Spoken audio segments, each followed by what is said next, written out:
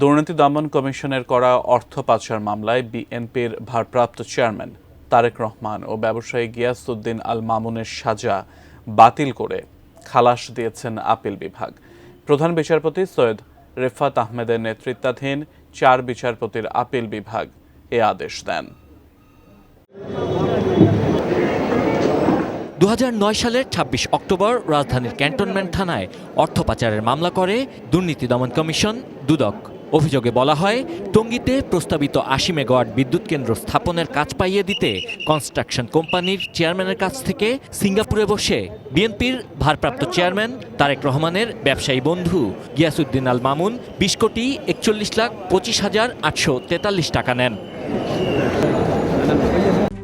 RICL TMX, যুগের পর যুগ স্থাপনা থাকে মজবুত। তারেক রহমান ক্রেডিট কার্ডের মাধ্যমে এ টাকার একটি অংশ খরচ করেন বলে মামলায় অভিযোগ করা হয়। 2013 সালের 17 নভেম্বর ঢাকার 3য় বিশেষ জজ আদালত তারেক রহমানকে খালাস ও গিয়াসউদ্দিন আল মামুনকে এ মামলায় 7 বছরের কারাদণ্ড দেন।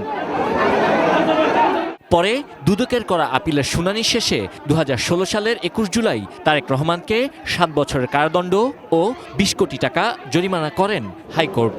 গিয়াসউদ্দিন আল মামুনের 7 বছরের কারাদণ্ডের সাজাও বহাল রাখা হয়। হাইকোর্টের এ রায়ের বিরুদ্ধে আপিল করেন গিয়াসউদ্দিন আল মামুন।